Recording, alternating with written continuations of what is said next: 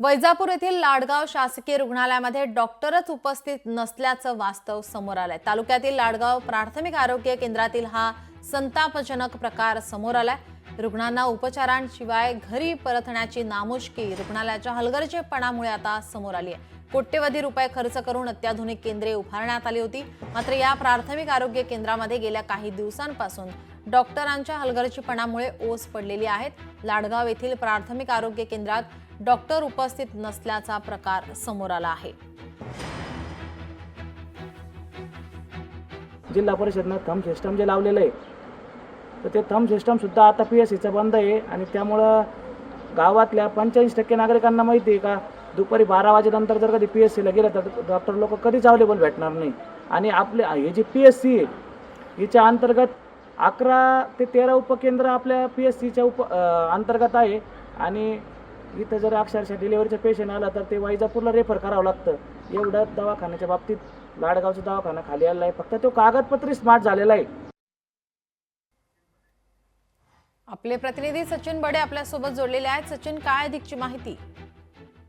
आपण पाहताय सर्वसामान्य जनतेला उपचार मिळायला हवेत, मात्र काही ठिकाणी शासकीय यंत्रणा अशा कुचकामी ठरत असल्याचं पाहायला मिळतंय। अक्षरशः आरोग्य केंद्र आहे मात्र त्या ठिकाणी डॉक्टर नाहीये, त्यामुळं आरोग्य केंद्राला या ठिकाणी कुलूप असल्याचं पाहायला मिळतंय।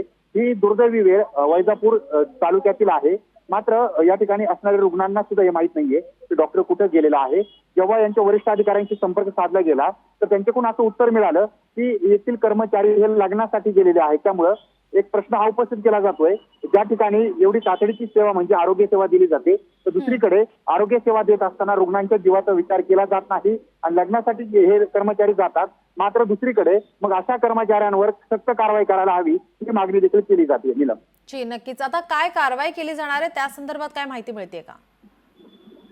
आता लोकशाही मराठीनं हा प्रकार समोर आणलेला आहे, कारण आरोग्य केंद्र असताना सुद्धा यावर कर्मचारी उपलब्ध नसतात, डॉक्टर उपलब्ध नसतात, मग रुग्णांवर उपचार करणार कोण हा एक प्रश्न या ठिकाणी उपस्थित होतो। त्यामुळे सर्वात महत्त्वाचा मुद्दा हा देखील आता उपस्थित होतोय की या कर्मचाऱ्यांवर कारवाई करायला हवी, डॉक्टरांवर कारवाई करायला हवी। जर कारवाई केली गेली नाही तर मग एक मोठा प्रश्न उपस्थित होणार आहे, तो म्हणजे जनतेच्या जीवाचा। मग आता याला प्रशासन कसं गांभीर्याने घेतं आणि काय कारवाई करतं हे पाहणं महत्त्वाचं असणार आहे। सचिन, या संदर्भात रुग्ण किंवा त्यांच्या नातेवाईकांनी काही तक्रार केली आहे का? रुग्णांनी आपल्याकडे व्हिडिओमध्ये तक्रार केलेली आहे। त्यांचं असं मत आहे की ज्या पद्धतीनं रुग्ण दवाखान्यात जातात, त्यांना विविध प्रकारचे आजार असतात, त्यांचं कुठली बिमारी असते तर त्यांना उपचार हवे असतात, मात्र डॉक्टर त्या ठिकाणी नाहीये। त्यामुळे रुग्णांनी तक्रार केलेली आहे ती म्हणजे आपल्याकडे व्हिडिओमध्ये रुग्ण म्हणतो की या ठिकाणी डॉक्टर उपलब्ध नाहीये, मला त्रास होतोय आणि उपचार घ्यायचा, मात्र इथं कुणीच नसल्या कारणानं ते दरवाजे बंद असल्याचं बोललं जात आहे।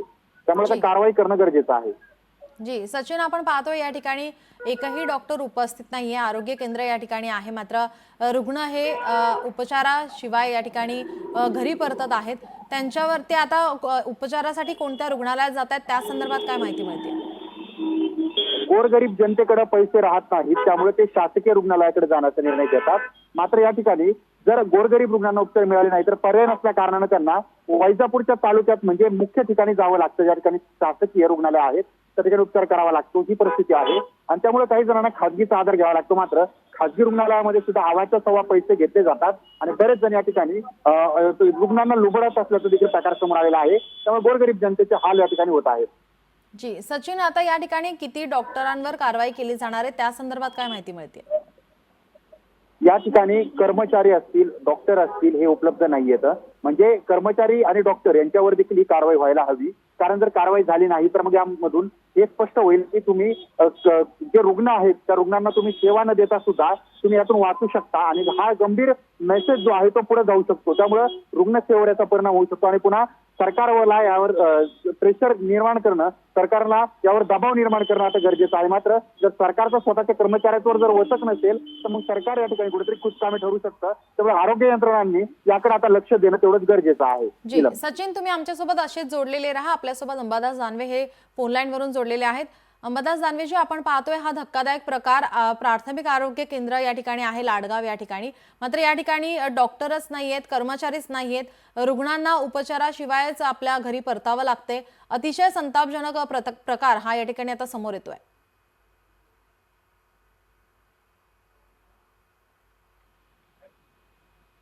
हॅलो सर, माझा आवाज आपल्यापर्यंत पोहोचतोय? येतोय येतोय येतोय येतोय जी, आपण हा प्राथमिक आरोग्य केंद्रातील संतापजनक प्रकार पाहतोय. वैजापुरात डॉक्टरांशिवायच सरकारी रुग्णालय आहेत, डॉक्टर नाहीयेत या ठिकाणी, कर्मचारी नाहीयेत. रुग्णांना या ठिकाणी उपचाराशिवाय घरी परतण्याची नामुष्की आता ओढावली आहे. हे पहा, हे तुम्हाला आज कळालेलं आहे. प्रत्यक्षात 2019 पासून डॉक्टर नाही, स्थानिक आमदार असतील असो सातत्याने आहे. सर माफ करा, काही तांत्रिक अडचण येते, त्यामुळे आपला आवाज आमच्यापर्यंत पोहोचत नाहीये. आपल्यासोबत शिवसेना उद्धव बाळासाहेब ठाकरे गटाचे अंबादास दानवे हे फोन लाईन वरून जोडले होते. या संपूर्ण प्रकाराचा त्यांच्याकडून सुद्धा आता संताप व्यक्त करण्यात येतोय. आपले प्रतिनिधी सचिन बडे आपल्यासोबत जोडलेले आहेत. तर सचिन, एकंदरीतच या रुग्णालयामध्ये किती कर्मचारी आणि किती डॉक्टर काम करत होते आणि आता हे सर्वच सुट्टीवर गेल्याची माहिती मिळते?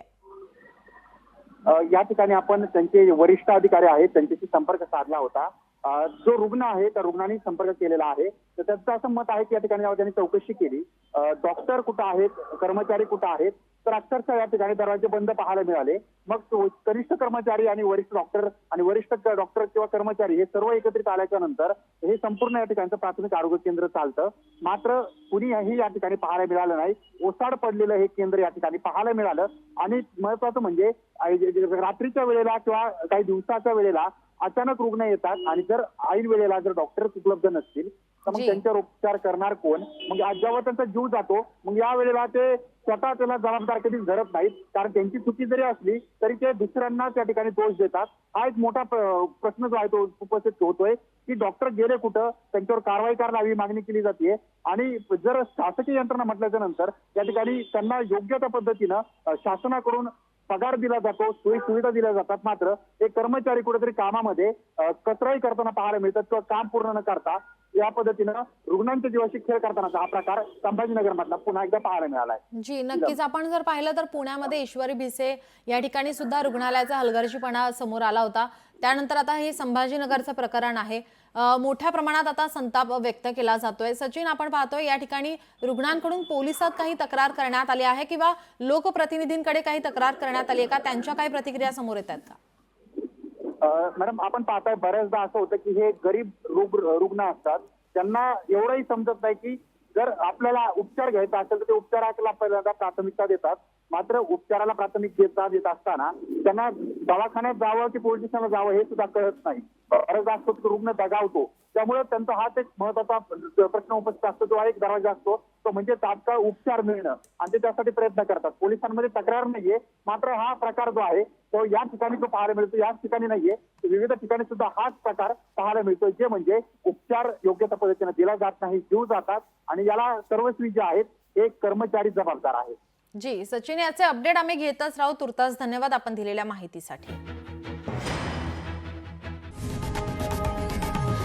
लोकशाही मराठी ऐका, पहा, जागरूक रहा.